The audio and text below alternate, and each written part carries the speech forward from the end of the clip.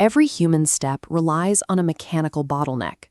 During the terminal stance phase of gait, the exact moment before the heel lifts off the ground, the ankle joint must achieve peak dorsiflexion.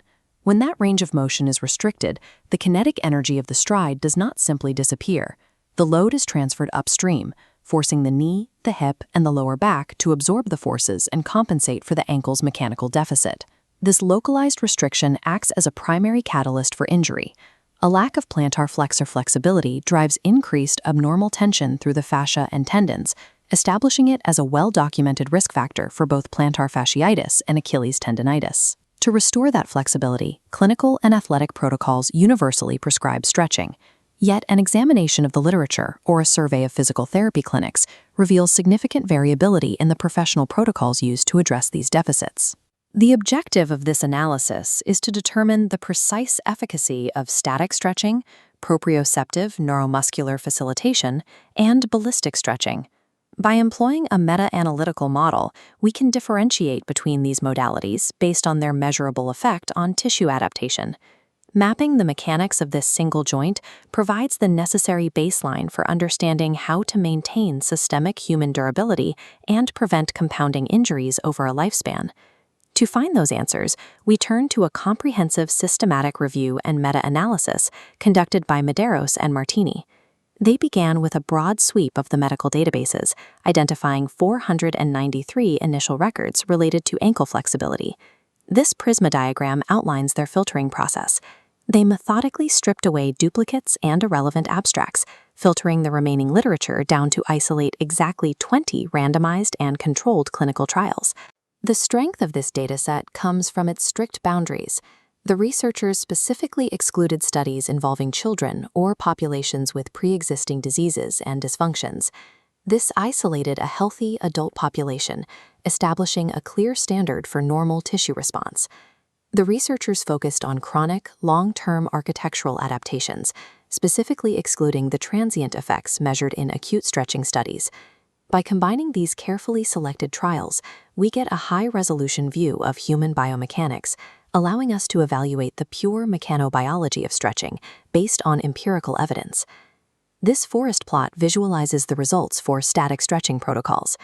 Looking at the total row at the bottom, the combined data shows a statistically significant average increase in ankle dorsiflexion of 5.17 degrees compared to control groups. This permanent increase in range of motion is driven in part by sarcomerogenesis. When a muscle is held in a lengthened state repeatedly over weeks, the cellular architecture adapts by adding new sarcomeres in series, physically extending the resting length of the muscle fibers. Alongside structural growth, chronic static stretching induces viscoelastic adaptations. The passive stiffness of the muscle tendon unit decreases, meaning the tissues offer less mechanical resistance when subjected to a lengthening force. But the data reveals a counterintuitive trend regarding training volume. In the top subgroup, trials totaling less than 3,000 seconds, participants achieved an average increase of 5.41 degrees. Compare that to the bottom subgroup. Participants enduring high-volume protocols over 5,000 seconds saw a nearly identical 5.31 degree increase. The dose-response curve flattens out. There is a biological ceiling to how many sarcomeres a muscle will add, and a limit to the viscoelastic creep a tendon can undergo before its structural integrity is compromised. Once those physical limits are reached, any remaining gains in range of motion are dictated primarily by neural stretch tolerance. The nervous system becomes desensitized to the discomfort of the stretch, allowing the joint to be pushed slightly further without triggering a pain response. Because massive durations of static stretching do not yield superior results, the clinical prescription simplifies. A regimen of lower volume, higher frequency stretching is entirely sufficient to maximize tissue adaptation.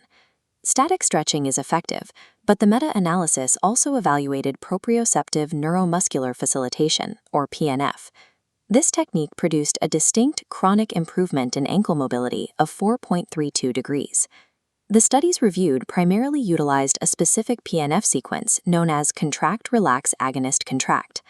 This protocol involves a static stretch, an active isometric contraction of the targeted calf muscle, and a subsequent contraction of the opposing shin muscle. The goal here is to manipulate the nervous system. The initial isometric contraction triggers the Golgi tendon organ, which monitors muscle tension. When tension spikes, it fires an inhibitory signal to the spinal cord, forcing the target muscle to relax, a process called autogenic inhibition. Following that relaxation, contracting the opposing muscle creates a second spinal reflex. This is reciprocal inhibition, which further depresses the neural activity of the calf muscle, allowing it to be lengthened with minimal resistance.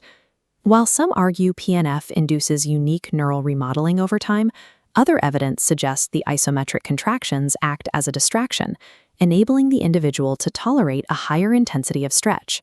Regardless of the exact mechanism, PNF is practical. Several trials demonstrated that participants could execute these cyclical contraction protocols independently, establishing it as a viable home training option. By exploiting reflex pathways, PNF serves as a neurological tool that achieves localized mechanical gains in the ankle comparable to traditional static stretching. The third modality is ballistic stretching. This technique relies on momentum, utilizing fast, bouncing movements to briefly force the joint into extreme ranges of motion. The quantitative results show a distinct failure. In this visualization, the 95% confidence interval for ballistic stretching spans from -0.03 to +7.56. Because this crosses the line of no effect, it does not produce a statistically significant chronic increase in ankle dorsiflexion. The failure is rooted in protective neurobiology. When tissue is stretched rapidly, muscle spindles detect the sudden velocity and trigger the myotatic stretch reflex. This forces the muscle to contract to prevent a tear, actively opposing the mechanical lengthening required for adaptation. While static stretching can temporarily inhibit power output, ballistic movements successfully prime the nervous system and increase power when used acutely as a pre-exercise warm-up. But when the clinical goal is to permanently alter the architectural structure of the muscle tendon unit, ballistic methods are mechanically counterproductive. The restoration of a single joint's mechanics is only the starting point. When we scale this perspective to the entire body over a lifespan, isolated mobility deficits compound into the systemic phenotype of clinical frailty in older adults. To understand how mobility interventions impact aging, researchers from Harvard reviewed 33 studies encompassing over 2,300 participants. The focus was to assess how multi-component mind-body practices, specifically yoga, influence established metrics of physical frailty. The data revealed clear improvements in the ability to successfully perform daily actions, like rising from a chair. That specific movement is mechanically dependent on the leg strength and ankle dorsiflexion capacity we examined earlier. The intervention also resulted in increased walking speeds. In geriatric populations, walking speed is a highly validated clinical marker. A faster gait directly correlates to a lower risk of overall mortality. Yoga poses require participants to achieve deep, sustained ranges of motion while supporting their own body weight. In practice, this serves as an integrated delivery system for the prolonged static stretching and mechanical tension necessary to induce tissue adaptation. Systemic interventions are effective in older adults because they satisfy the fundamental biomechanical requirements of the lower extremities, maintaining the functional capacity of the joints. Biological adaptations are specific to the imposed mechanical demands. While the yoga interventions improved lower body mobility, the data showed they failed to improve hand grip strength, confirming that generalized practice only changes the tissues specifically placed under load. Whether analyzing an isolated calf stretch in a lab or a holistic movement practice in a studio, the underlying physiological catalysts are identical. The tissues require targeted mechanical tension to trigger structural adaptation.